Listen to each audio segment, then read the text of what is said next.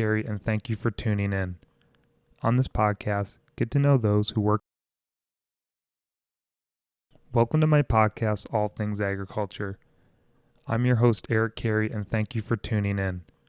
On this podcast, get to know those who work in agriculture on a daily basis. Find out what they do, the challenges and opportunities they face, and what they think the future holds for agriculture.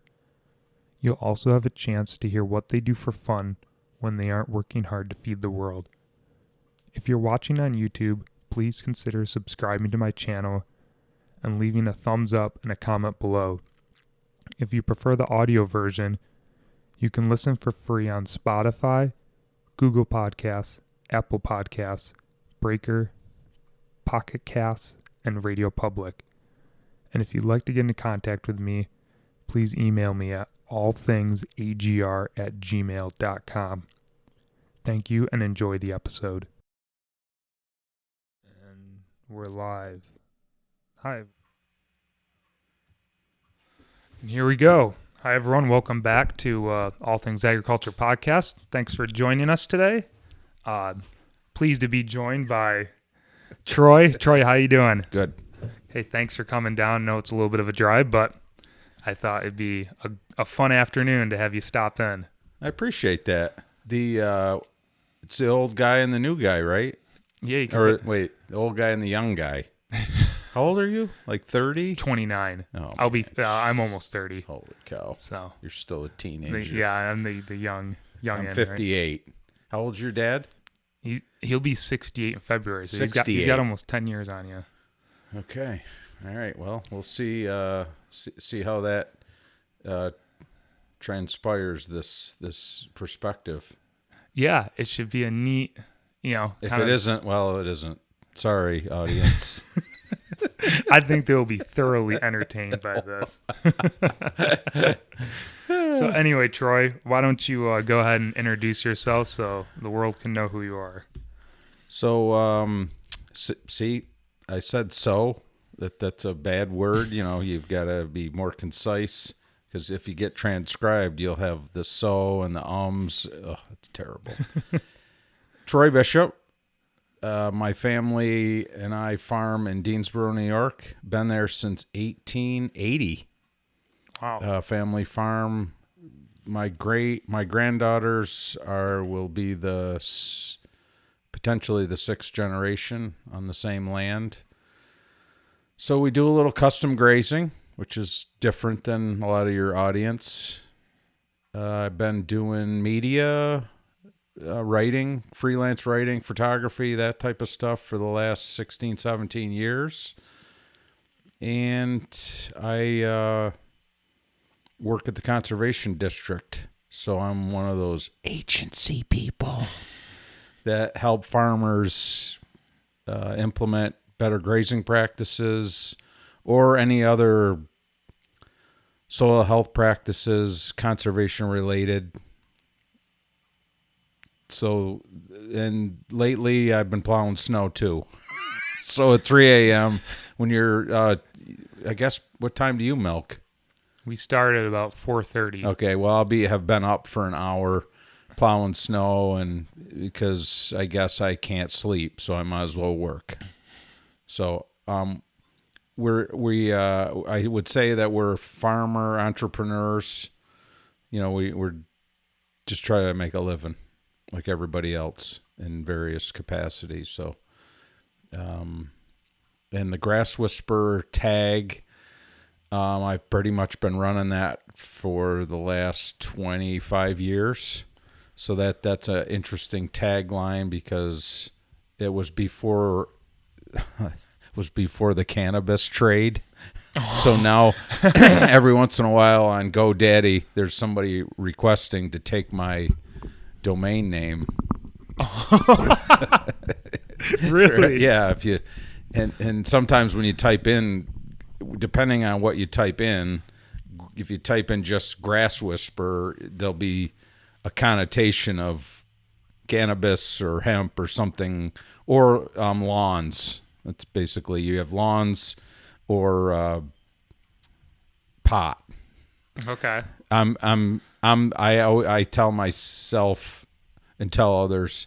I have the legal grass, like the really legal grass, the grass that cows eat. So, you didn't realize you could probably sell that domain name and make a killing if you really wanted to. I should take a look at it. Yeah. You were ahead of your time. You were a visionary. You didn't even realize it. I guess so. Well, the .coms are popular to get a .com. Now everybody's going to .org or some other. But back in the day, did I just say that? Back in the day. Yeah, whenever that started. So anyway, it's been a heck of a journey in agriculture, I guess, because I'm not going way back. I basically starting at a point where we can talk and to a point where we can finish. But yeah, farming's in my blood. So was the farm originally a dairy, or has it always been beef? Dairy. My grandfather actually went to Cornell. All right. William. I actually have a picture. I had to go to the archives at Cornell and get a picture of him from like 1928 or some. My grandfather, William, wasn't a great student. And he excelled at the animal part, but the other parts didn't look like his grades. I didn't fall far from the tree. If it wasn't for my time at Morrisville, I got my good grades from, I think I got my best grades in English and government and some other things. And my animal husbandry was good, but field crops bad, and like psychology bad, chemistry bad, all the things you had to have. Yeah, all those extra. So our farm has been a interesting journey because my grandfather, my great grandfather, he built barns and milked cows. Then my grandfather, he milked cows, and my grandmother was the postmaster in Deansboro. And he worked in the cemetery. He was a trustee. So, and then we had a pretty large flock of chickens, egg layers back in that period where they would take the eggs into the city, like Utica, Syracuse, and they would ship them on a train down to New York City and things. So it was an interesting time. Deansboro still had a milk plant.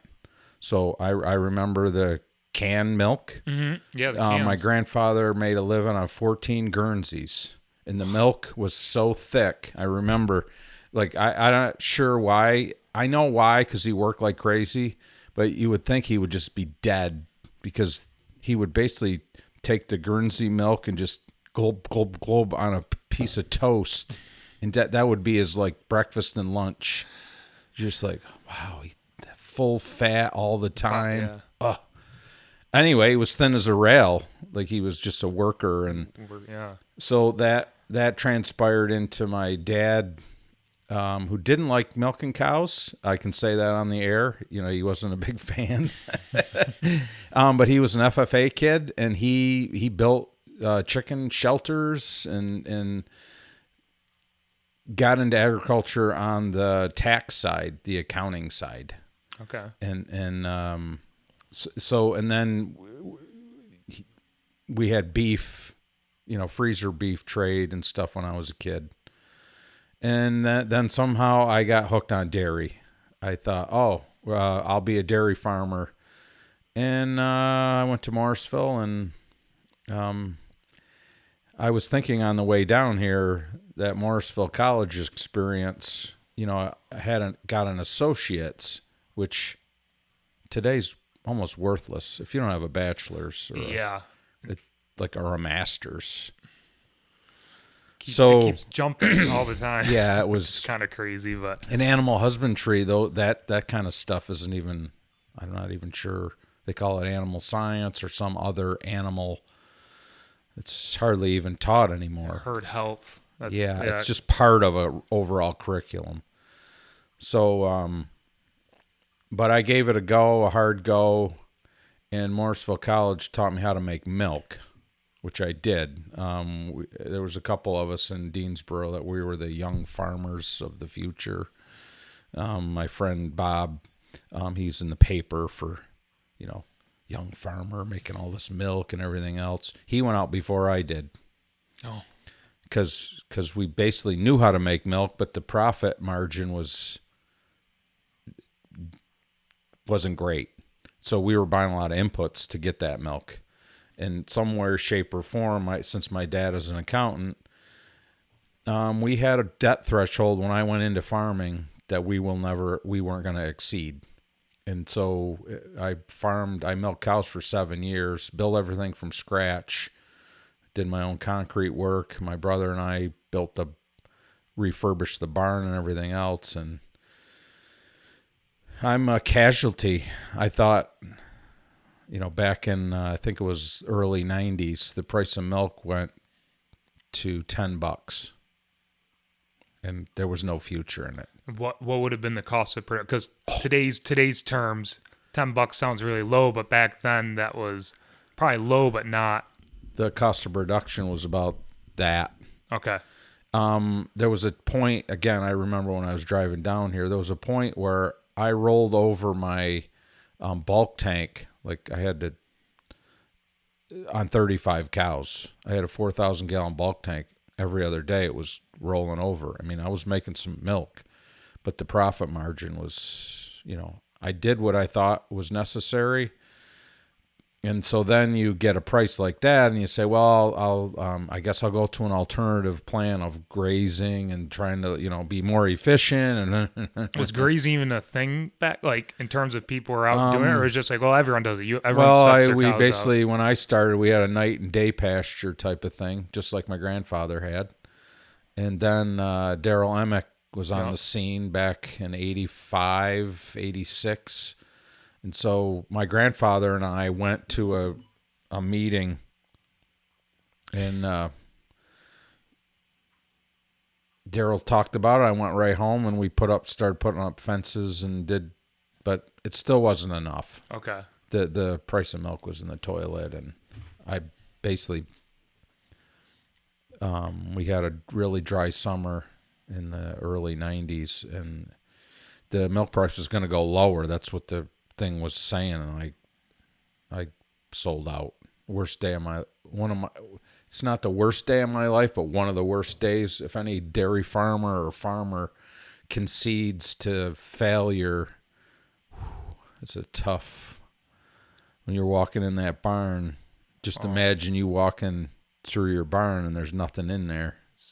It's rip your heart out. Okay, you come crashing. The good news is, because I'm a workaholic, I've always worked off the farm, so I had a fence business. So we basically sold the cows and took a 3-day vacation, and then we were in a fence business. Building like high tensile grazing way fence. Back in the day. Okay. And so then we started doing some custom grazing. So you just sold the cows, you kept the barns, the land, all, you just got rid of the cows. Pretty much. Okay. We paid off the loan, paid the government $20,000. Yeah. Because we made money, right? We had to pay the government. Mm-hmm. Oh yeah. And after 7 years of dairy farming, we had to pay the government, and we only had 3 days off. We had to start over, but the farm was not jeopardized. So that's the important part of the financial. Who is that calling me? Okay. Jeez, really? We're on live a podcast. What is this? Here, let me throw that over here. You want me to move it over there? Yeah, put it over there. Yeah. If it's so new, I can't remember how to shut it off. Jeez. So anyway. Yeah, so then you got into custom grazing. Yeah. It was sort of a fluke. I think I learned it from somebody. You take a look at it and put an ad in the paper, and a customer from Cobleskill showed up and brought me 30 head, and I guess the rest of it's sort of history, because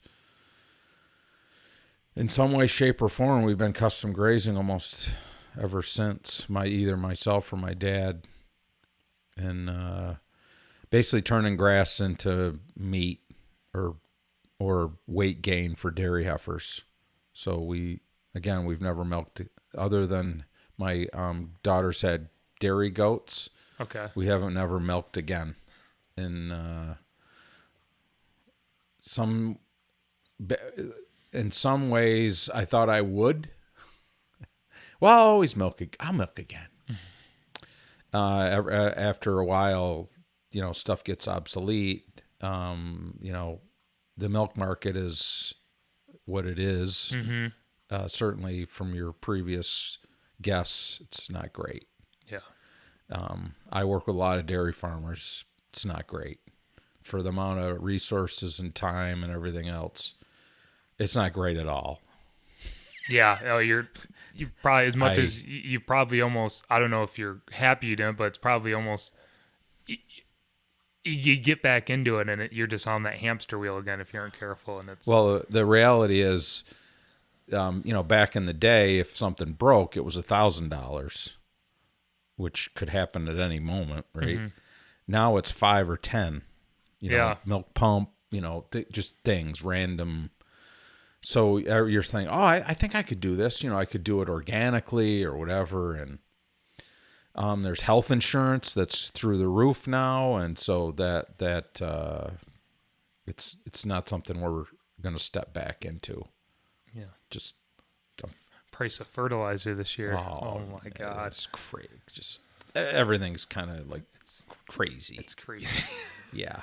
And when I was thinking about my trip down here, I actually got an A in my government class in college, and I wrote about farm policy. I should have looked it up, but basically the food policy, when I wrote about it, was it's cheap food.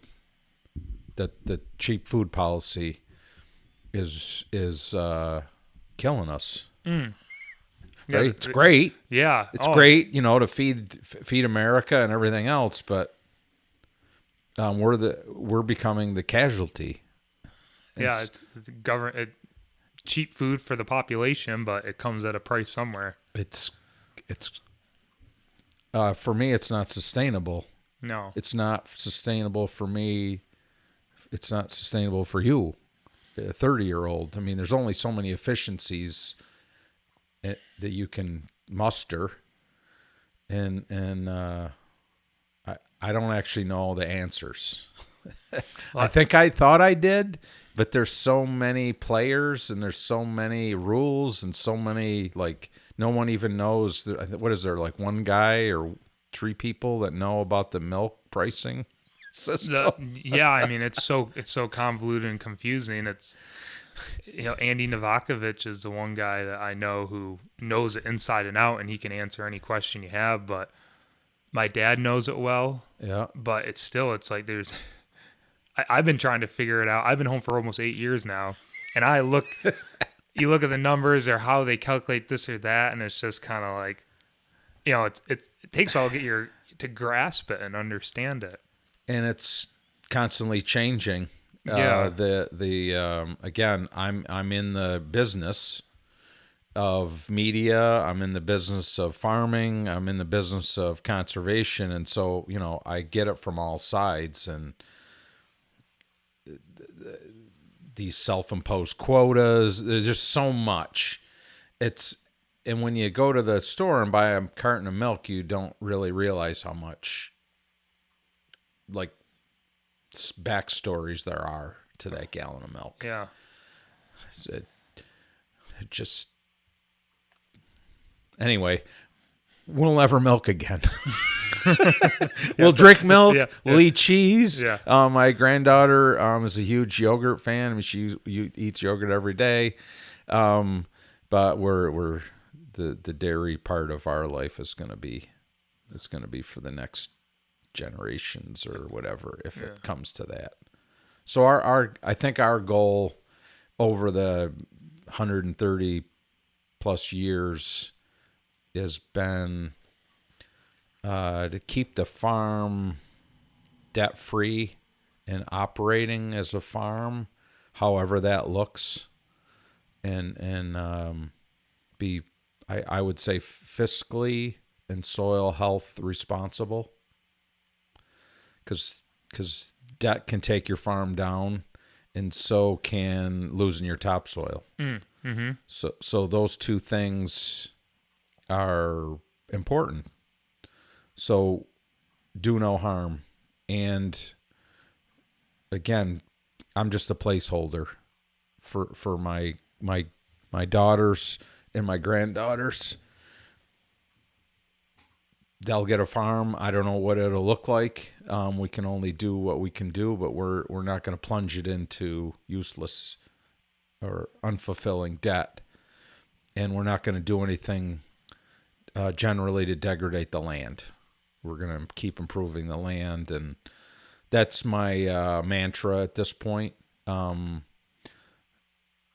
Being in the conservation world has been a really interesting journey, because, when I started 16 years ago at the district, I had a set of principles, and then all the agency folks, the professionals and people I've learned from, I got a different perspective. It's like, oh, what my dad did and what we used to do was fine, but straightening streams and doing all kinds of stuff, I learned, planting trees is beneficial. Keeping soil health up. Rolling out hay. There's a lot of old new world ways of doing stuff, and we've gotten better. Our organic matter on our farm is way better than it was when I started my career at farming. So it takes time. Oh yeah, soils take a long time to build back. And that is the problem I see now, is we have a water holding capacity problem in America. I just saw some soil tests from the Midwest states, and they were less than 3. So, when it rains, if it rains a lot or doesn't rain at all, the soils just can't hold or capture that water. And so you're not resilient either. And that resiliency is what's going to be our bank account. So I can't see myself jeopardizing. And so now when we get these big rains, everybody's talking about floods. People are worried. When it rains a lot, I can go to my stream. Nothing happens. It's all getting absorbed. It doesn't make it to the stream. I mean, it takes a lot of rain for things to, and then it does, you'll have an event that you just, this year was pretty, you have a couple and you're like, wow, I didn't see that coming. But overall, when you get these big rain events, if it's for a couple hours, couple inches, it's not a big deal. But again, it takes time and thought and not everybody can farm grass. There's crop farmers and this kind of farmer and that kind of farmer. So for our land, it's hilly. It's really good soil. So we need sod on it. So, that was a long That's fine. Yeah, we're still on the intro, huh? Yeah, right. Take that chapter and move it over. Yeah. But no, just and that's kind of the cool thing with even crop farms now. It's improving. You get the no-till. We're doing less and less tilling. I don't know necessarily about the Midwest, but I know at least in the Northeast, I think there's more of a push for no-till, strip-till, all that. It's just better. It's it's cheaper. It saves you time, saves you fuel. You build your soils up. You're keeping that microbiome in the soil stable, and it's just a... The problem is we have corn, and corn, we haven't, somebody was talking about if someone could invent corn that could be done in 80 days, 75-day corn, you could have a lot more cover crops. You could have a lot more of that forage chain, because lately you can't hardly get a cover crop, and the weather, time to get the corn off, the weather's already turning to crap. Well, we've kind of How are you doing? We only have 200 acres of corn, and we'll take the corn off. We have a custom guy come in, neighbor. Yeah. If we have 5 days of good weather, we can get all of our corn in and the bunk covered in 4, maybe 5 days. You might not even need that 5th day. And then we have a no-till drill and then just a conventional grain drill, and we'll just load up with rye and triticale, and we hit it all. And like I said, only 200 acres, so you can get it done. If you had a week of good weather, you could hit, and all the corn is off, you could get all that. So with that many, but you have a system. Yeah. And you have a custom operator, whereas the hills of Madison County and things, there isn't, we're talking, I saw the cover crops, they're doing pretty well, and the fields are pretty nice. You get in 3-4 acre fields, it's hard to get a custom. Oh, so yeah. it's all about timing, and then there's, you put money in the ground hoping that you're gonna reap some reward. So we've got to keep trying. It's a planning. When we do cover crops, we expect to take, so like for example, this past spring, it was such a dry, 2020 was so dry, low on forage, coming into spring. He said, we're going to harvest as much cover crop, because we had 200 acres of cover crop. We're going to harvest as much as we possibly can, wrap it into baleage, put it in our bunk. I think we harvested probably 100 acres worth of cover crop. Mm-hmm. And we, going in that fall when we planted, we had that in mind. You have to really be thinking almost a year ahead of time. Yep. You plant your corn. If you really do it right, you should plant shorter day corn where you want to put your cover crop for the next year. Yep. So you can get that corn off in early September, get the cover crop established before you have a frost. Then that stuff's ready. It's taller, has a head start. You can get it in May before you take your first cutting off or whatever. We've learned it's very time sensitive. You really have to pay attention to where you want to be, what fields are going to rotate. We're always, every year it's, okay, we'll plant oats on the corn ground that's going to go into hay next year. So that way the oats will get established. They'll die off in the winter. And then next year, as long as the field is nice, it's not rutted up, we might be able to just lightly just break up the topsoil with a disc and then plant it and roll it. And you don't have to mow, bore, plow, do all that. Because, with the triticale and rye, I'm sure stuff's almost impossible to kill. Yeah. So if we have oats there, at least it'll give somewhat of a cover, die off, and then it's a lot easier just to plant right through the trash and roll it. And we've had pretty good success. That's something newer we've done I think it was last year was the first year we tried it. But scale, it's hard to get. Oh, sure. Farmers to it's hard to get farmers of different capacities, to come up with a plan that they can implement. Yeah. So again, one size doesn't fit all, and if you have a certain advantage like custom cropper types or choppers, that's an advantage you should basically take advantage of. And if you have a district that has a no-till drill, that you can borrow or rent real cheap, but you got to put everything you got to get all hands on deck. Yeah, in the spring, we've now started using that same custom operator who chops all of our corn, come in, chop 2/3 of our first cutting, all the grass, pure grass stands, orchard grass, and then basically all of our alfalfa mix stands.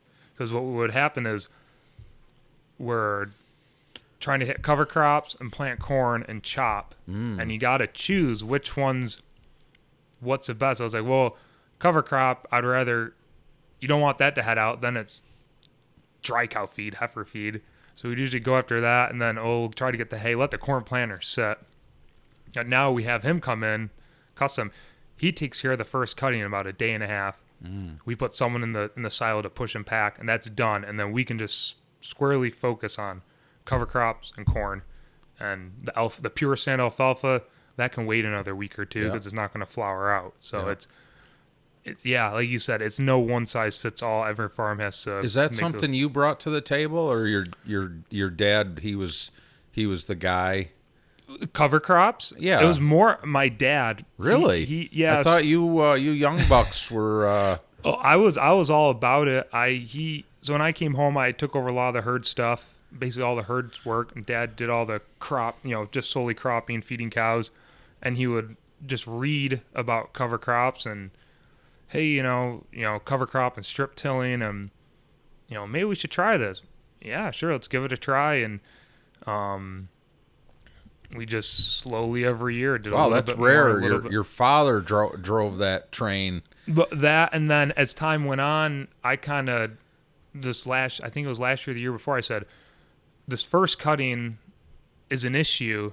We're getting junk. The grass is heading out. Yep. We can't get. Why don't we have Diedrich, our neighbor, just do the first for us, and he'll be done in a day and a half. I kind of drove that, and I think he thought it over, and we're glad we did it. But it's one of those things where,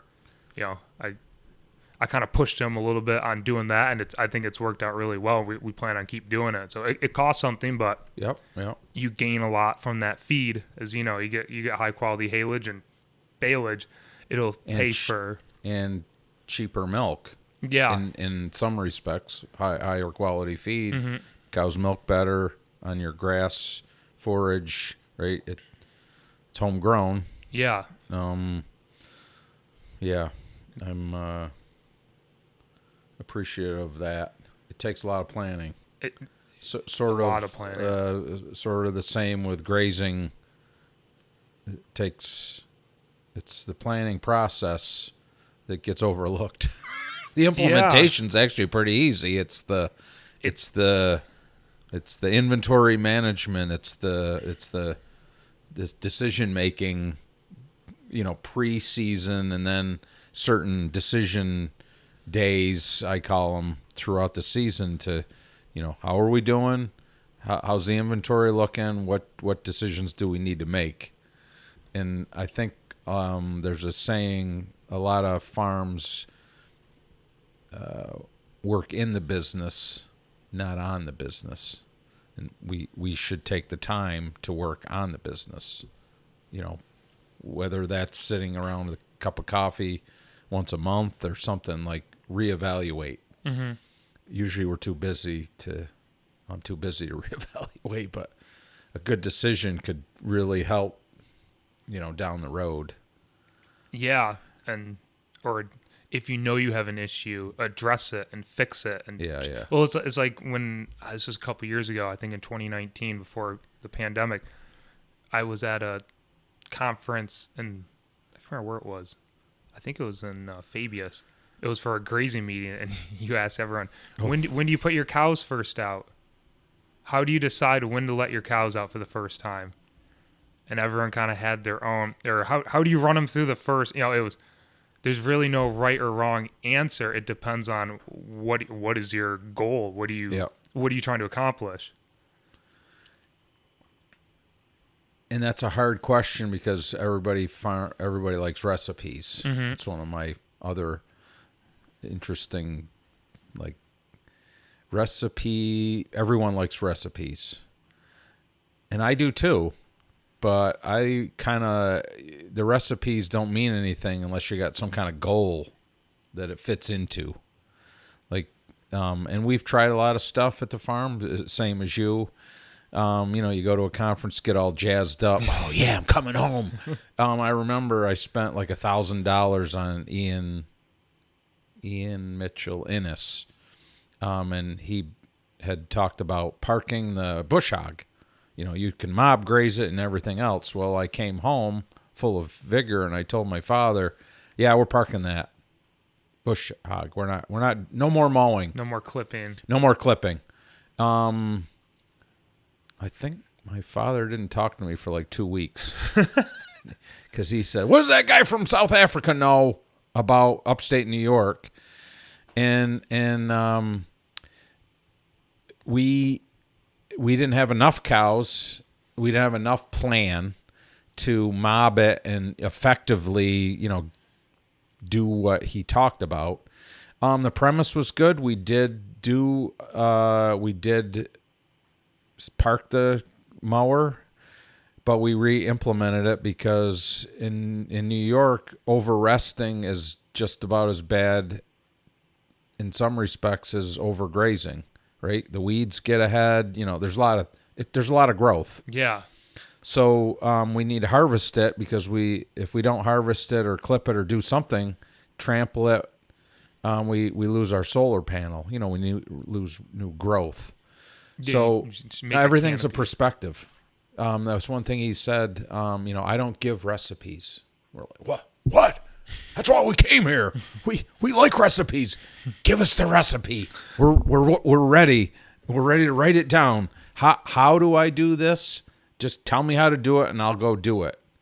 And that's gotten us, all of us, a little bit in trouble because it's easy. Because we got a recipe. The trouble is it's against no set of goals. So you get all jazzed up. And a lot of Joel Salatin said it, I don't know, a few months ago. There's tension in grazing. What? Tension? Well, yeah, because there's a lot of people telling you how to do it. Okay, well, which one's right? Well, I'm right. Well, you should do regenerative grazing. You should do this kind of grazing. You should do this kind of cover crop. And this, and there's all in your, well, it only matters if it's to your set of goals, what you should implement, or take a little bit of this recipe and a little salt and a little pepper and, make your own recipe towards your own goal. And, unfortunately, goal setting isn't really high on people's list. Let's sit around and make goals.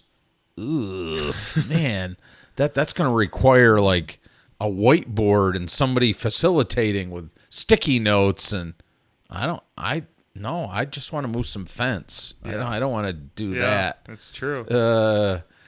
And I have appreciated more goal setting, not from just moving towards some goal. And for us, and what I see in agriculture is we're not planning far enough ahead. So there was in holistic management, they talk about a 25 to 50 year goal. Like that's what you should be planning for. We're 1 year out in our planning.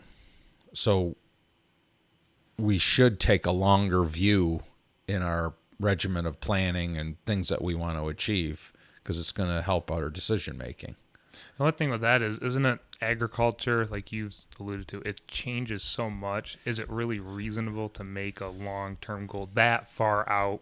Or I guess you have an idea of where you want to be, but you have to tweak it. Because, agriculture changes so rapidly. It's true. That's a good point. You should go as far as you can. Mm-hmm. There's certain things that matter, like really matter, and then there's certain things like, I guess it doesn't matter that much. I know there's decisions made on like just trees. It's a 20-year decision. Mm-hmm. You plant this tree here, and you're expecting timber or riparian or something. I mean, you put that in the ground, you're going to have to maintain it for 5 or 7 years and hope that it grows into something that you wanted for your grandchildren. A lot of the other stuff, like this soil health stuff, I mean, I've been on a track since 2006, like a track of discovery, doing all these practices on the land to improve, what is my ultimate goal? Well, to get as much organic matter in the soil as possible to collect as much rain as possible. And back 16 years ago, I didn't know nothing about flooding or, stupid weather events. So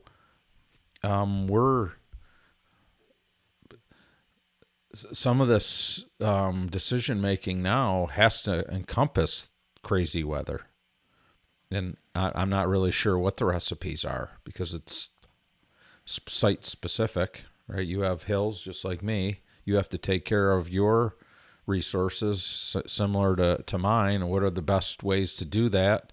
And how much can I afford to do or not afford, or how can I manage my way out of this? If it is raining, now, I have a barn. I have barns I've inherited. My great-grandparents, they built good barns. They didn't fall down, but they still need maintenance and stuff. And with the crazy weather and the perpetual Novembers, I like barns because on a lousy open winter, it'd be nice to have cows able to access the barn so it's not muddy.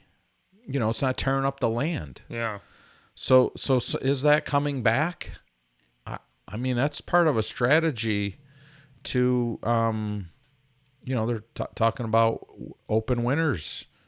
I have no recollection of that, 20 years ago. I mean, once you got snow, you were snowed in, you were frozen in, and a lot's happened in 20 years. So we have to keep adapting. Yeah, yeah. Keep talking about how did you get through that? How did you get through this drought or this wet period? Or can we graze longer? Can we make crops? Like right now, I'm like, well, if the weather's not terrible, there hasn't been one day since I started grazing I couldn't graze if I had the grass. Even we had a little bit of snow at Christmas, but if I had grass, I could keep grazing. So what kind of crops can we start to use that are cool season, that are soil health benefit, that we can get our livestock on? If it's not going to snow in December, well, let's keep the cows out. Well, they got to have feed. Can we hook up with our crop farmers or some other farmers and get a forage chain going in our neighborhood? I don't know. There's a ton of opportunity in that 75-day corn. Whoever's going to, I know the plant breeders are like, yeah, we need corn that will be full in this amount, like broiler chickens, right? Mm-hmm. You can go from here to here in 6 weeks. You can have a chicken, right? Can we do that with corn? And then can we get that cover crop in sooner? And then what can we do with those crops? Can we harvest them? Can we have cows out grazing them? What can we eat them as people? Mm-hmm. These crop sequences are going to be an interesting paradigm shift as we go forward into the unknown of weather events and things. I don't know. It's pretty cool. Yeah, I think the improving your land is definitely that's a good. If you had to do a 50-year goal, I'd say improving organic matter in your soils. That's something that, like you said, you keep yourself financially fit and you keep your soils. Those are kind of the two. If you lose one or both, you're kind of screwed. Yeah, if you don't have a ton of debt, you're not forced to make bad decisions. That didn't come out right. You're not forced to make decisions you don't want to make. Yeah. Okay, not bad. They could be bad or good or neutral. You aren't, yeah. And I've learned that from my ancestors. The reason that they were able to get through periods that you and I don't know nothing about is because they were self-reliant. They raised diversity gardens and things of that nature, and they didn't spend any more money. They didn't have a lot of debt, and that still holds true today. Is if you're not forced to make a decision because of those things, and then the ecological, footprint. I see the right now I see that, the price of nitrogen and things, are 800. It's basically almost $1 a pound. That's pretty crazy. And so if you have a high organic matter in your soil, you have fertility there already, and you've built that over years. And so maybe you can somehow skip or reduce your fertilizer inputs because you have the soil health. You've been putting in the cover crops or whatever. You've banked, right? And so maybe you don't have to make a withdrawal. Maybe you'll take a little bit of a withdrawal, and then once things stabilize, like, I live in dairy country. So when I look at fertility, I have neighbors that have lots of cows. Could I use liquid manure? Yeah, I could. It'll cost me more for them to come over. Can I buy hay? Yep, I can buy hay and put it through a cow, and they get fed, and they produce a cow pie. And I could roll the hay out. Right now, if you think about when my grandfather was, in the Depression, manure was one of the most important ingredients on the farm, bar none. If you go back and read the old journals, manure was the most important thing you could keep, right? No manure went to waste. There was no waste of manure because it had to be used to grow the crops or the vegetables or whatever was going on. They treated it like gold. We treat it like a waste, basically a waste. Try to get rid of it. Rid of it. Yeah. So now when it's $1 a pound, it's good to reevaluate. Oh, that's where the whole being able to, instead of having to surface apply everything, which not everyone has, some people have to, just you don't have the storage, but if you can incorporate it in, like so many people with drag lines, it's a lot more bang for your buck out of that. Yeah, it's going to be really important this coming year. And again, you're building that, if you can build that resiliency to hold it, because liquid in itself is a problem because it is liquid. It moves, right? So yeah, that's our sustainability part, or our regenerative task, is to maintain good fertility and cover as much as we can. How do you do that with your pastures? Do you rely solely on the cows? I do. And we've wintered cows, and we've wintered out on the land with bales and things, and it was pretty good earlier. Again, back a while ago when you had some frozen concrete to work with, but lately it's they tear stuff up. Yeah, and so we basically have a sacrifice area when it gets really bad. So because we want to collect the manure, we don't want to pound the ground and compact it and do all kinds of crazy stuff. Because once you once you beat up a place, you got to take care of it, right? You got to either reseed it or do stuff. I don't have time to just what nature, like, heal it. I don't have time for that. Yeah. I got another grazing season. All that land is grazable. There's not like, oh, I'll just let that go. I don't have that kind of acreage. So it's important to have some of those areas. But my main goal right now is just to try to continue to learn how to get more grazing days. Because every grazing day is more money for me and more money for the customer, because going to full feed is about $1.50 a day more versus grazing.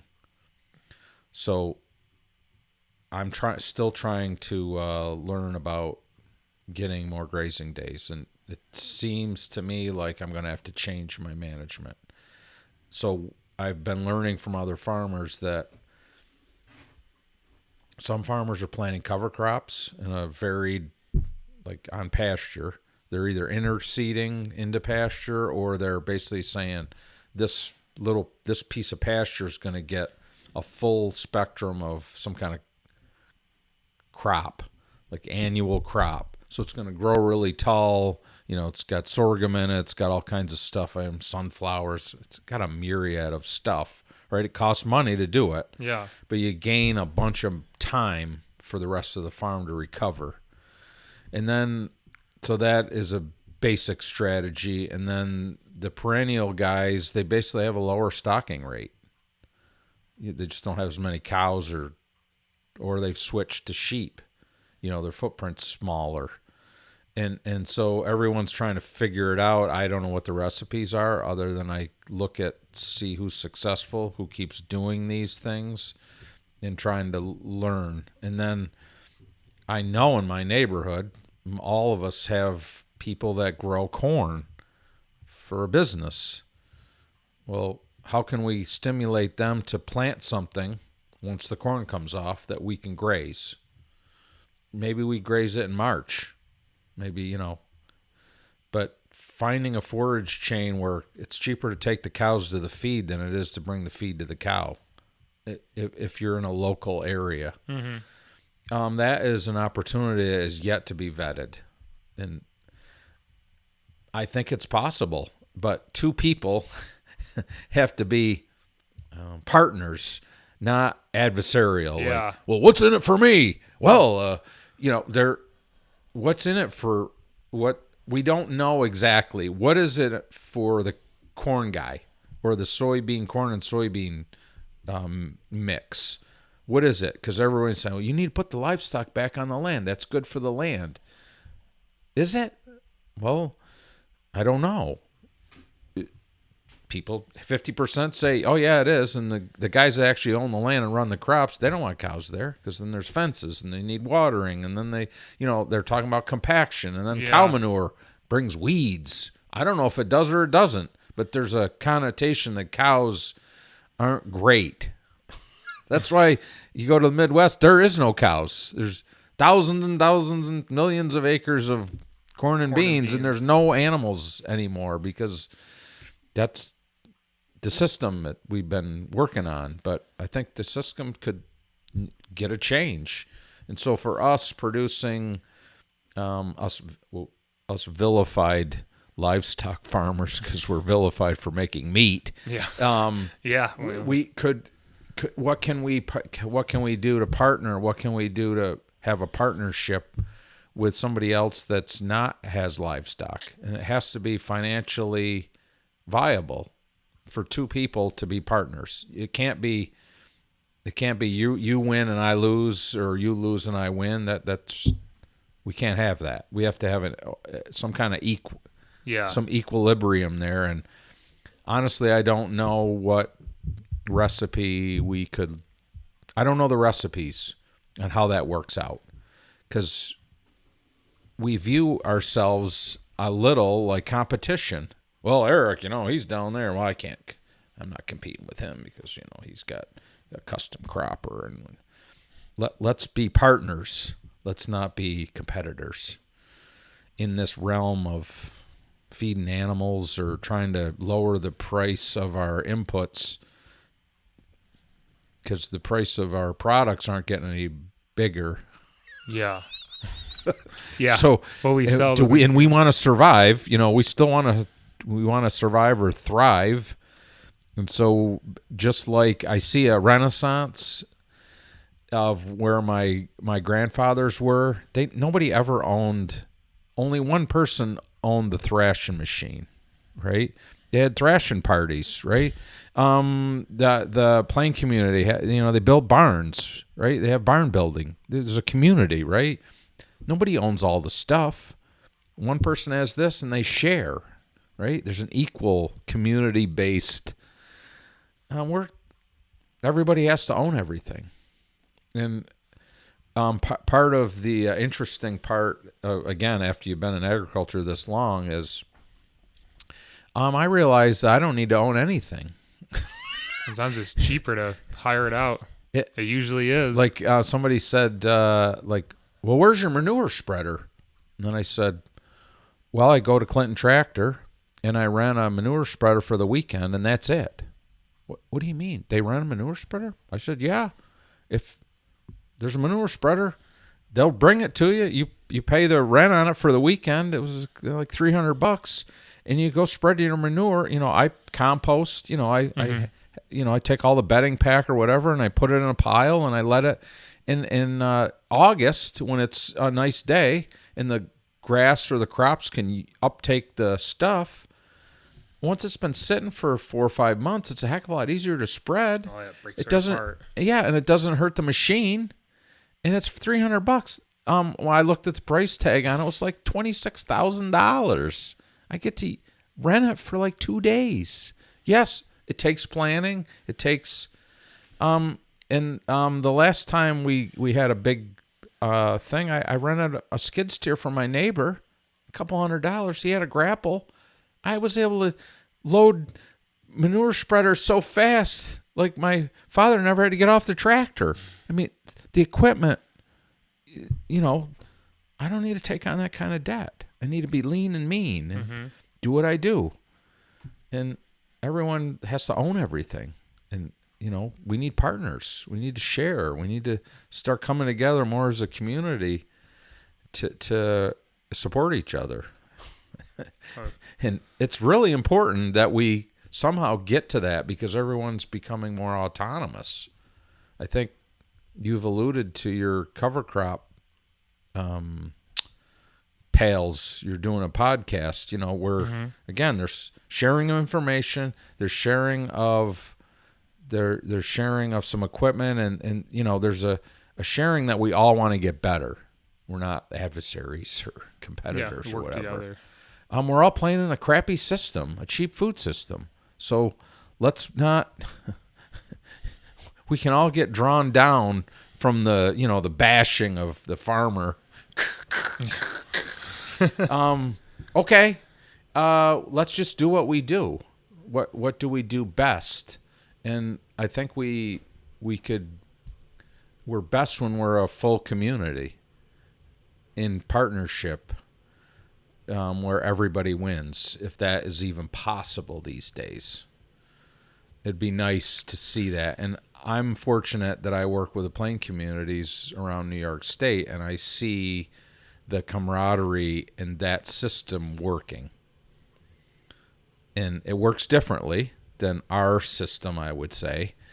But when people share their time and break bread and build barns or share wrappers or shares manure spreaders or whatever, everybody survives and thrives. So maybe that's a mantra we can jump onto. It's come full circle. Like, it was never a bad thing back, in the 30s. And why was it thriving back then? Well, because prices were low, people didn't have a lot of money, so they to feed themselves they had to share with each other and give back, and the community was a big part of it. And we've gone now we're like, ooh. Well, yeah, it's like you said, it's right? like a cycle. It eventually there's nothing comes new back here around. This is not new. No, we'll repackage it and but that community based. And so even podcasts, right? We're reaching more people. We have this little bit of technology. This isn't crazy, right? You can reach thousands and thousands of people, and we can inspire somebody to say, yeah, stop being a competitor.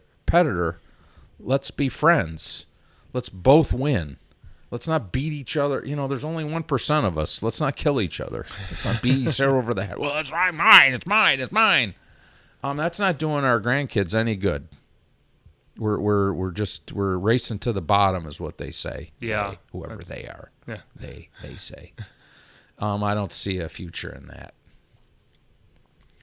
So, well, that was a good rant. Never a dull moment. Where's our next segue? I I keep looking at the screen over I'm there. just Is that making sure is that are we off time? We're done. No. Wrap it up. No, not at all. I I'm usually just get the signal. Pull. Oh, You know. we can talk as long as you want. It just depends on how long people want to listen to us That's talk. true. Make sure you break it in small bites. I'll be have like, to. oh man, those guys got on that rant. They might. What was the next rant we were going to go after? I think it was. Remember, I said we were gonna. I was gonna ask you. There's this question. What does a good farmer mean? Oh, yep. That's a good question. You got an answer for me? What is a good stud there? What is a good farmer? What is a good farmer? Because everyone's talking about, want to be good farmers. What's that mean to you? Just off the top of my head, if you're a good farmer, I think you're a businessman, financially sound in whatever capacity you're comfortable being, financially sound and healthy. You take care of the land and the resources you use, and you farm in a way which they will continue to be resources and production in your land for a long period of time. You aren't depleting. If anything, you're adding to them or maintaining it. You aren't depleting your soils down. And I guess if it comes to animals, you're doing the same with your animals. You're always improving your herd, whether it's through production or efficiencies. You feed higher quality feed. Cows milk more, but you aren't dumping the grain to them. You're getting more bang for your buck. And I think it's also beneficial to your community where you live. You're keeping money, using the local businesses as much as you can if they're around anymore, trying to keep that money local. That's I guess that's four main things that I see. That's not changed.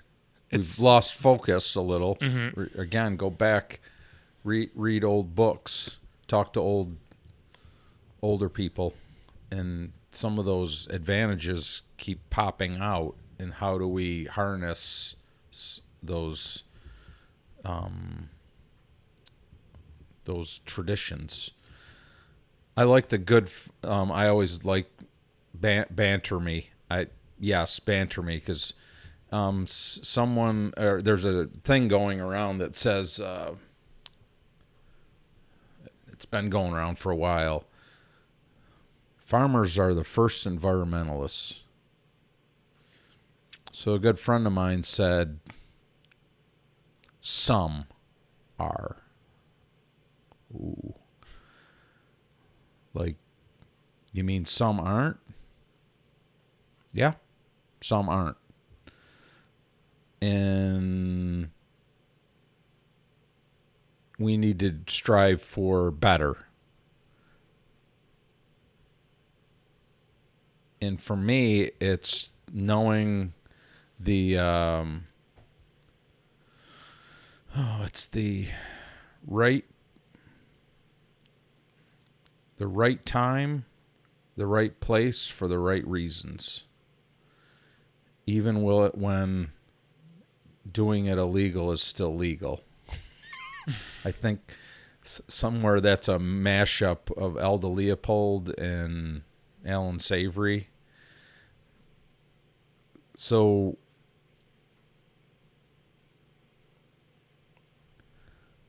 what becomes interesting is you and I get played against each other, or farmers get played against each other all the time. Like, you are doing, you're spreading liquid manure. Oh, jeez.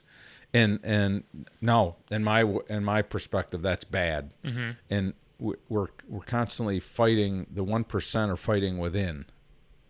And we don't need to fight. We need to keep telling our story of the good things that we do, and not worry about the banter of good farmer, bad farmer, this kind of farmer, that kind of farmer. And we'll all be judged at Judgment Day, I suppose. But I'm sort of tired of fighting, and I'm more interested in just showcasing what we do positively. And every day there can be there can be a shit show. I have sort of brought up the point that Google Earth is a tool. And it can, depending on the tool, it can be a tool of good, because I can find out where you live, and I'm like, oh, I'm lost. Okay, good. I found your house. Or I can see what kind of environmental manager you are, because I can fly in right to your house, and I can look across and see what kind of place you have. Or I can see on this day that this was happening or whatever, and I can again start to see that the good farmer, bad farmer paradigm will just be smashing each other. But we still, all of us need to be looking at how to get better, and we need to be better for our grandkids. That's again my vision. We have to get better for the future generations. You and your children. That's the stuff's in the past. How are we gonna strive to get better? We have to accept that we're not doing the best job. Like, just admit it. There's no sacred cows anymore. Like, oh, you can't talk about that. Yeah, I can. I can, because I'm on the land all the time and I see stuff, and I'm like, that could be better. And most of things that can get better is human. That's the interesting part of my journey. It's decision making. It's humans. It's not the cows. It's not the tractors. It's the human decision making. And if you don't have a lot of goals, or your goal is just to survive, it gets convoluted. Because survival is a different instinct than thriving. And we none of us want to survive. We want to thrive. Mm-hmm. And again, the root causes of why we're not thriving is because we keep accepting what people will pay. And we don't, it's out of our control, a lot of it. And I don't like it. But I don't know how to change it. I was going to say, so how do we change it? Other than people keep saying, well, you need to educate the consumer. Yeah, that's true. It never has been. We need to keep telling our story. Don't keep dragging us down the rabbit hole.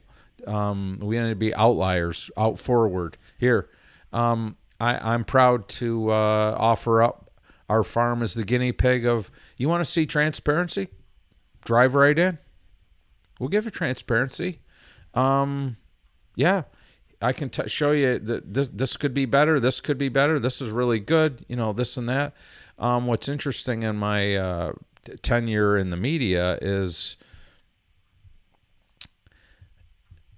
people in the media or decision makers in politics and stuff, they all have their own lens. Yeah. Even if they're not supposed to. Fair and balanced? Everyone has their own bias. Absolutely. We all do. We do. And it's difficult to educate somebody that doesn't feel that they want to be educated. Yeah. They have their own biases. So we can't be beating ourselves over the head. We can't be beating up each other. There's only 1% of us, or not even 1%. We just got to go forward and keep, building our community. I wonder, I always have said, I hope it never happens, but if the day ever came where there was mass famine, I think that would be... Day of reckoning? That would cause everyone to suddenly sit back and say, okay. And hopefully I just say, agriculture gets beat over the head with a steel rod day in and day out. You just hope you don't have massive famine. People will realize what's, really quickly how important agriculture is. But if you slowly beat it down, enough where suddenly there's food shortages just because you've eliminated so much agriculture, and by that point it's almost too late and it can't correct itself. And we've eliminated you. Yeah. You've not eliminated me.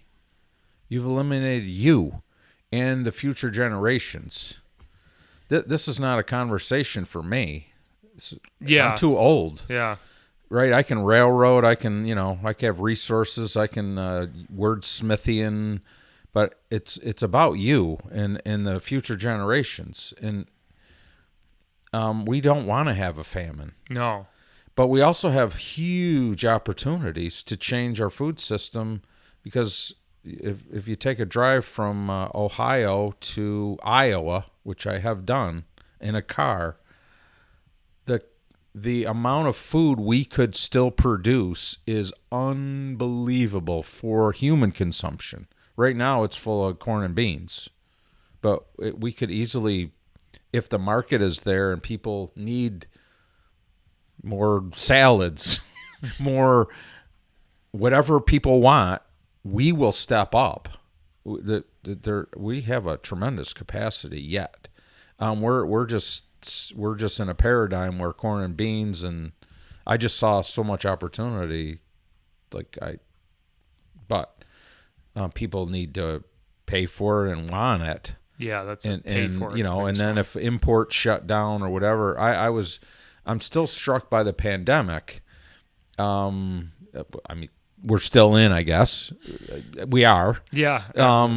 So back back when the pandemic was really raging, they were giving food away. Right? I covered it for the media 2 or 3 times. Right? I stood in line watching cars go by of people I knew, and they were giving milk away.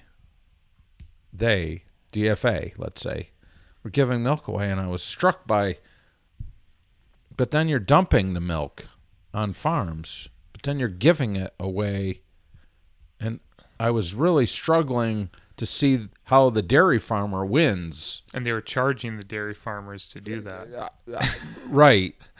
and then in that same, when you stand there with a camera or a notepad and you watch people go by, getting food put in their vehicles, and you're like, well, where did this food come from?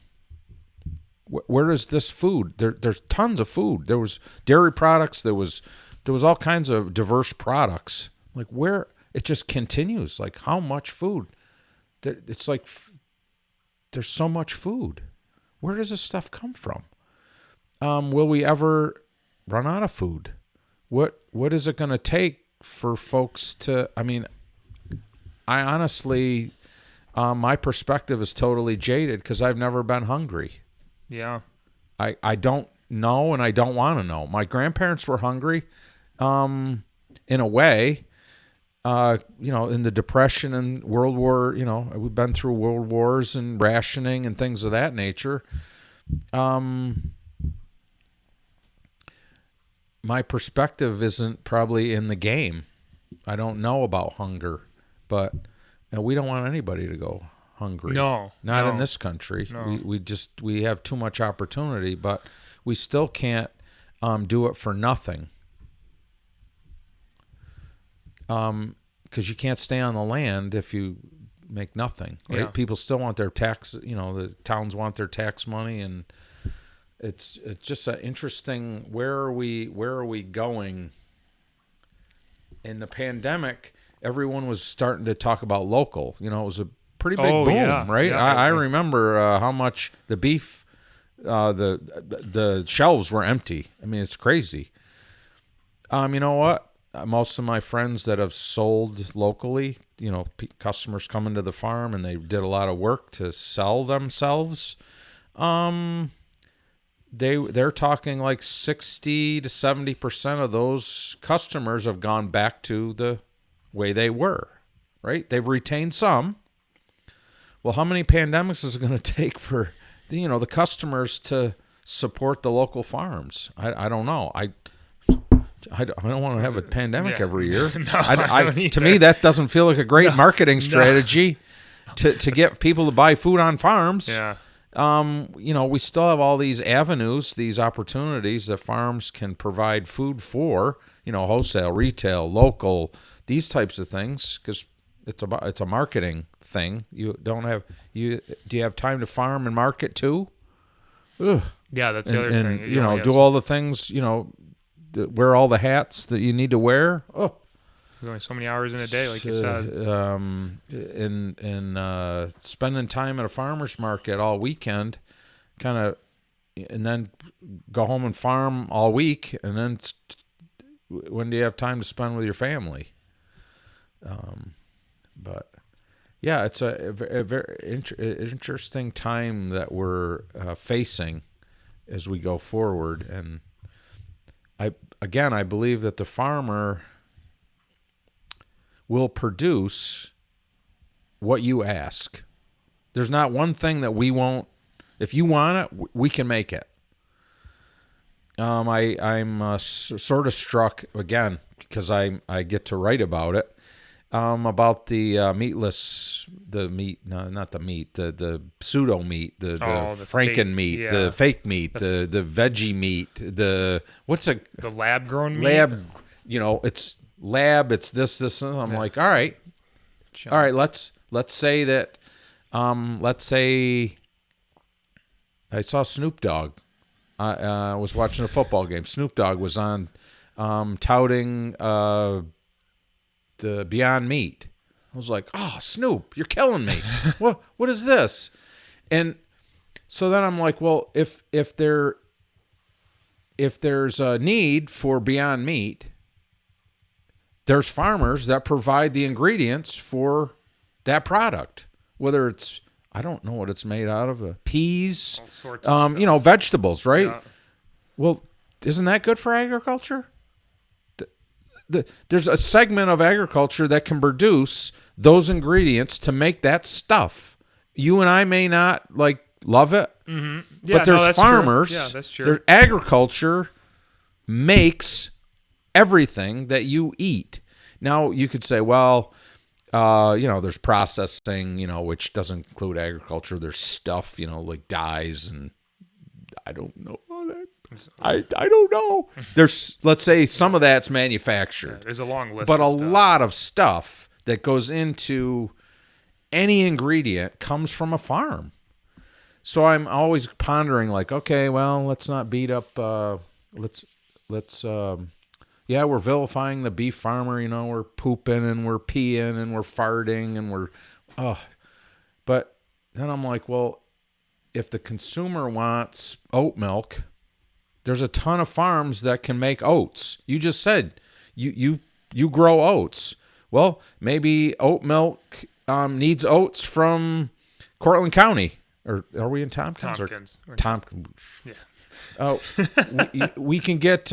We need local oat milk, and the Careys grow oats for their cover crops, and you can sell oats to the oat milk market down. Maybe Burn Dairy's going to make something there in Cortland, right? There's agriculture provides those ingredients, and so if somebody wants it, we can produce it. We just need to produce it at a profit. Mm-hmm. And again, we're here to help. We're here to help America. We're here to help the world. We can make it.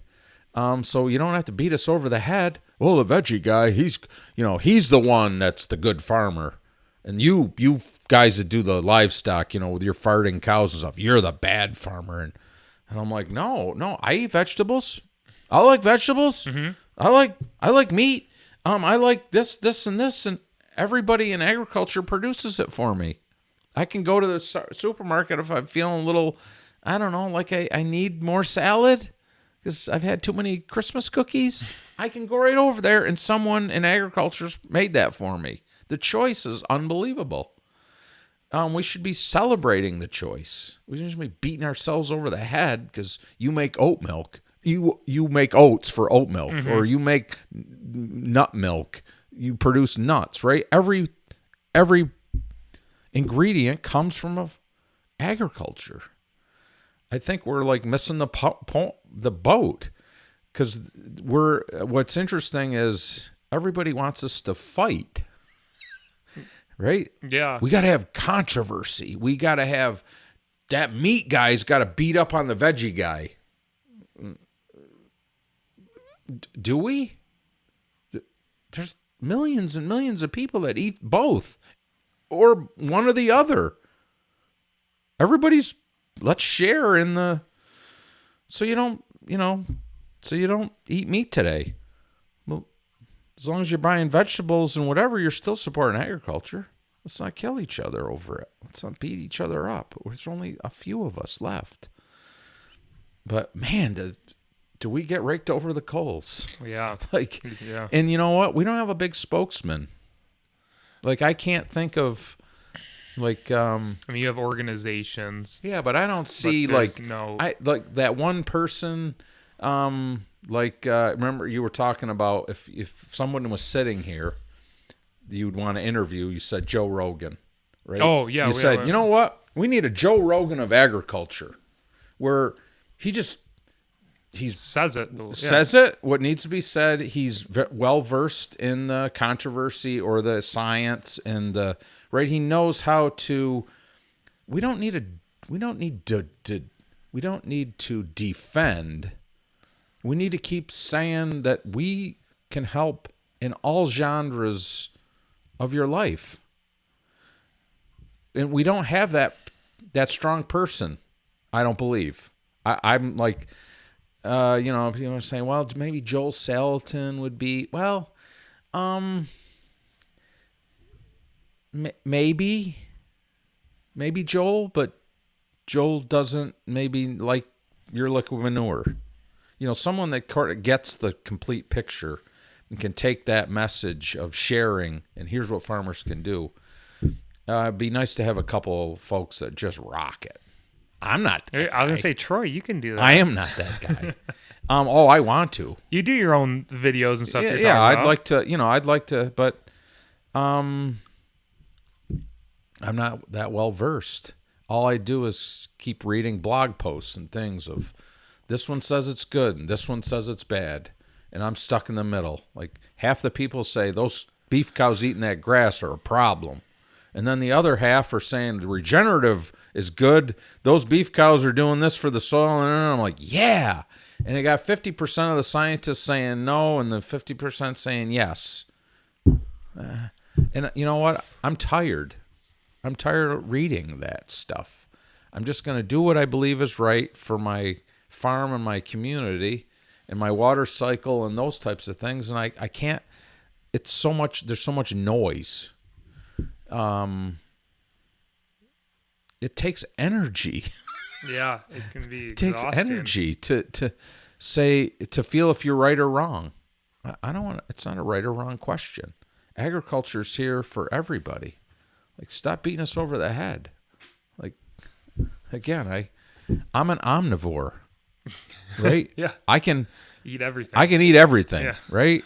And if I don't have meat, I know how to hunt. I know how to do things.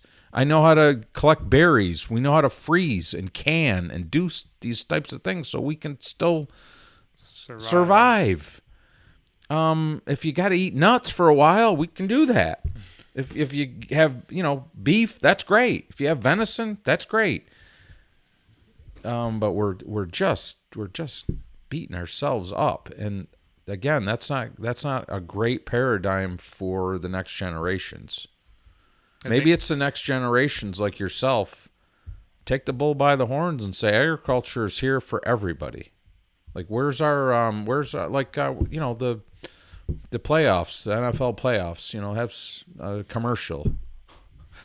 There's Eric. Yeah. Agriculture is here for everybody. And he's holding, I don't know. I don't even know what, you can't use the sigh. Like, I don't even know what the pitchfork or, probably everyone's wrong. I don't know. You'd stand there like with your hands on your side. Because you defend someone, right? Yeah. Like Eric, he's the one. He's standing up there in front of the Super Bowl saying, agriculture's here for everyone. And then he's willing to work with everybody. We need the Joe Rogan of agriculture. Can we put that on our podcast list? Joe needs to come to this kitchen. That'd be great. Right? Or we'll fly you out to wherever he is, He's California. in Texas now. Is he? He's in Texas now. So go and let's have Joe talk this through so we can find the person that can bring everybody together in agriculture. It's a big lift because we're all pretty independent and we all have different goals and recipes, but beating ourselves over the head at the expense of ourselves is ridiculous because we're not going to move forward. So I think we've solved that problem. We just need to find, or we need to build within that messaging. I don't even know who delivers it. I feel like I want a really big lineman, like to deliver it, right? You like a Shaquille O'Neal. Yeah, or even to the effect that it'd be great if we had some representatives from farms. I've always said it'd be great to have a farmer as president.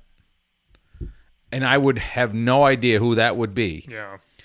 But most farmers are pretty handy. Right? Practical. They deal with stress. They can fix things in how could they unite?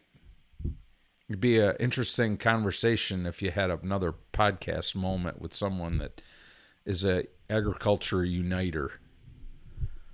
Because I believe agriculture wants to help. We want to provide good food, and we want to keep the environment strong for our grandkids. And us older folks, we're trying to pass the torch. And for what I feel like, I want to have you in the wheelbarrow, and I'll drive you up to the Capitol or whatever, right? We'll have your back. We're not going to be able to, we're not like Yellowstone, where you've heard of Yellowstone, right? The show. I haven't right? seen where it. Where the patriarch is the the one making all the decisions. Yeah. No. We need to. We'll be the patriarchs that got your back, and you're gonna have to figure it out. But Joe Rogan, the Joe Rogan of agriculture, with his millions and millions of hundreds of millions. Yeah, hundreds. Yeah. That'd be a fun topic to have. We'll have to write him. Yeah, he might respond. You never know. I don't know. We're both subscribers. Yeah. It's interesting. And there's no reason why you couldn't be the Joe Rogan of agriculture, right? It starts right here. Yeah, I don't know if you've got all the technology, right? Yeah. We're not smoking cigars. We're not drinking whiskey today, but you could do that. Oh yeah. You could get in there. But the problem is you'd be copying Joe Rogan. Yeah. We want you, Eric Carey, the original. We want you original. Yeah. So it's easy. You could take this kitchen here and you could jazz it up a little bit with some more signage and things. But do we really need that? I've always thought, like we talked about earlier, I just do my thing and I do it for fun, and let's see where it goes. Yeah. If you chase fame and fortune, you're in it for the wrong reason, because you'll be solely disappointed. Yeah, I'm afraid you probably are. Yeah. If you go, yeah. I'm not with what's happened, but if you do go that route and you think you're going to become famous overnight, you probably shouldn't spend the time and energy to do something like this. It's a strange journey we've been on for the last hour and almost 30 minutes. Wow.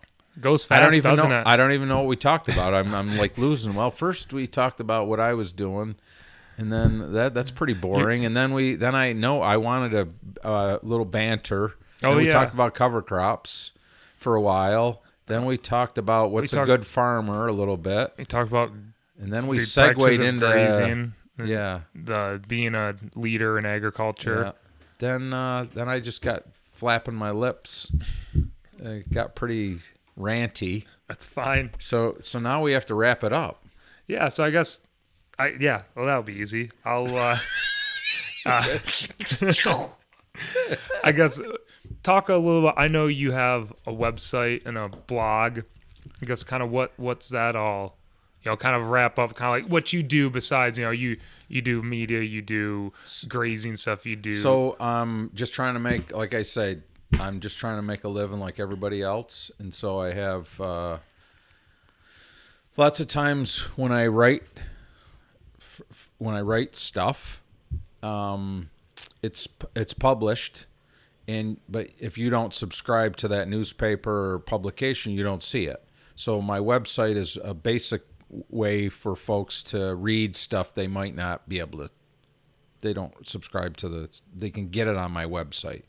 I thought the website was going to be, I don't know what the website, it was going to be a vehicle for me to talk about backstories. I have a cow pie commentary there. I haven't taken that to the next level. Like I got things in my deep dark closet I want to like talk about these sacred cows, but I'm busy enough with other stuff. So it's basically to showcase my some of my work, and mostly it's been in the media. I have a Facebook page, but again, there's nothing dramatic there. I'm practicing, visiting with podcasters, and try to stretch my horizons with other entities and have discussions, conversations. I've just got a brand new phone, which was dinging here. Doug Fisher, he'll be happy to know he was on your podcast from Onondaga County. So that's been an interesting, it was $850. Remember the Verizon commercial, bring your phone in, we'll give you a free phone. Yeah, free. So they suckered us in, right? And we went in and they looked at my phone and they go, we're not giving you a thing for this phone. It's so freaking old, you can't. And I'm like, oh. So then my wife encouraged me to, just get the phone. There's so much technology and whatever. So I bought this phone, and then I got on Instagram just because my daughter said, you should be on Instagram. I said, I don't know. Why should I? Then I started making these reels just because there's technology. I was out in the pasture and I started having some fun. Mm-hmm. And then a couple of my friends' wives both have breast cancer, and it's terrible. But they found joy in me doing stupid stuff on Instagram. And when I got their note, I cried because I was only doing it for fun. Mm-hmm. And if it makes somebody laugh or think about something or whatever, so I make more reels. Yeah. And then I'm having a little fun with that. An old guy playing with, Instagram or whatever. I'm not going to be a superstar or anything like that. So it keeps me occupied. Again, I'm a workaholic. I got to keep. So the grasswhisperer.com is my web page. People from time to time ask me a question. Sometimes they want to hire me. It's today or tomorrow will be a year since I have updated my website.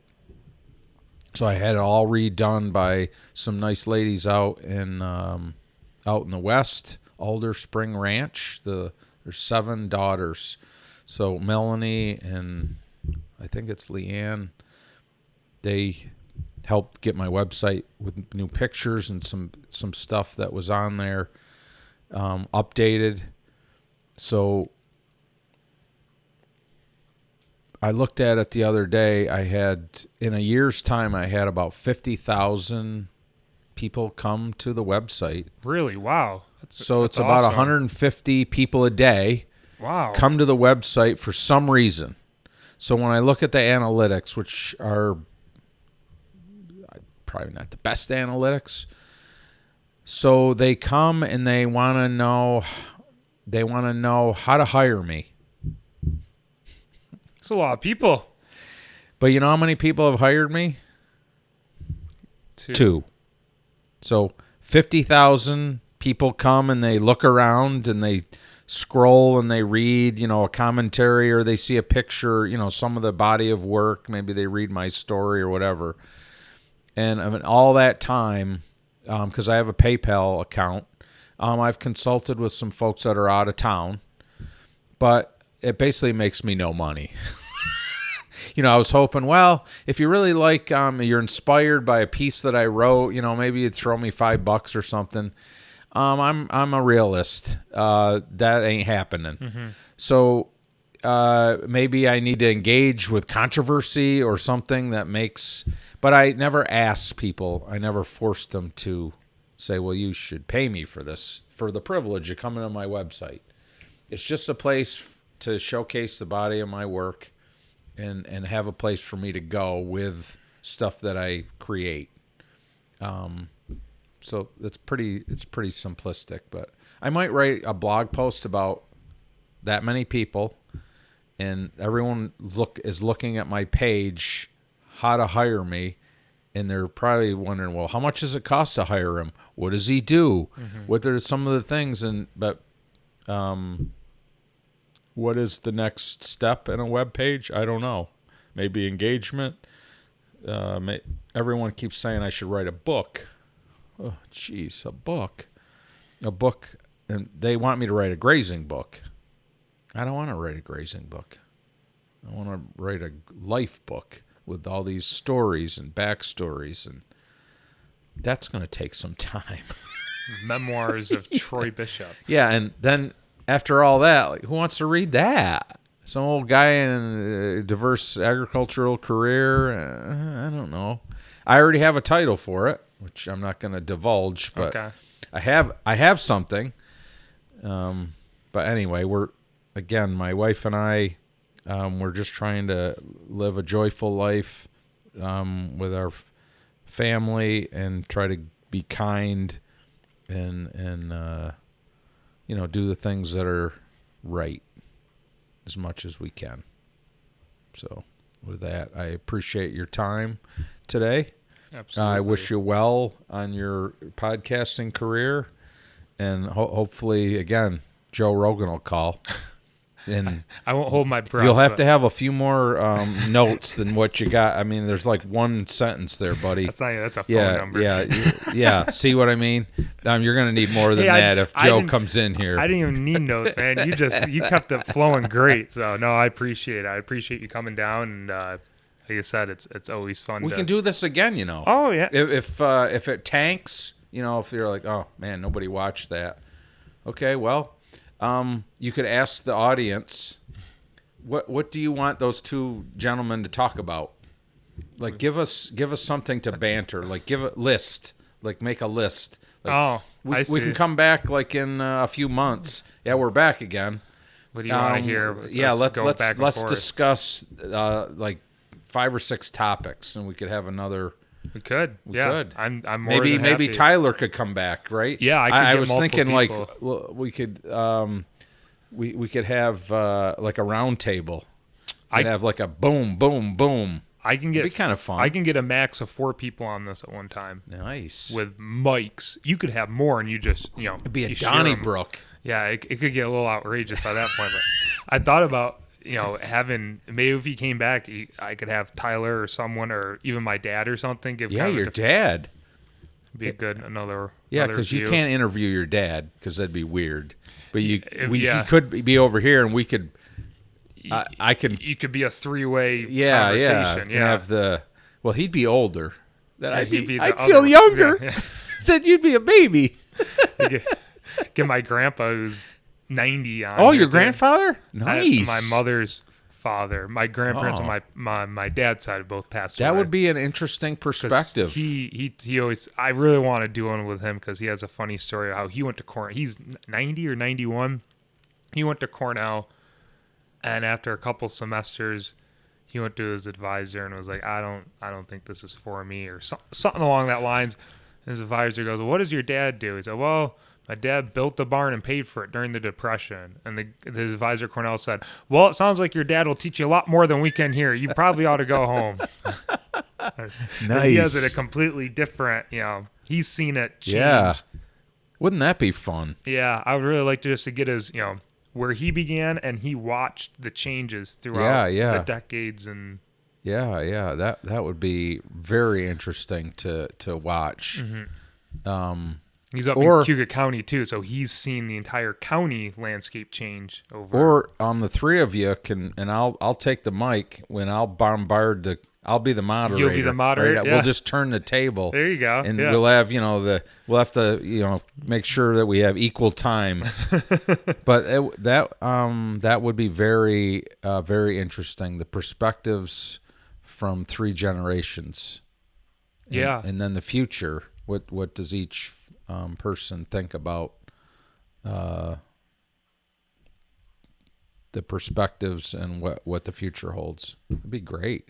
See, you've already figured out. Yeah, and then ask your audience, your burgeoning audience, like, okay, so let's take on some, sacred cows. I kind of like the, because in the agricultural podcast world, they're not taking on, they're doing stuff and they're not really getting the nitty gritty. They're not.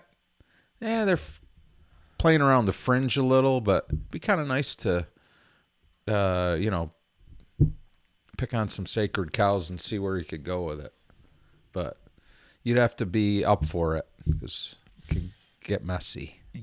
Yeah, that's like you said. If you want to go get more eyeballs, you start getting some controversial topics. You'll get both sides. I have a lot. I have a lot of things to consider. I'll end up sending you an email like, hey, how about these topics? Because especially in watersheds and things, there's a lot of topics like what farmers say, like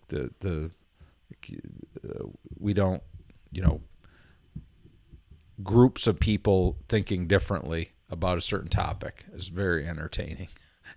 Yeah, and then the reality of that said question or concern is pretty interesting. So, all right, well, I'm going to go back home. All right, Troy. And appreciate your time. Thank you. I appreciate you making the drive down here. Awesome.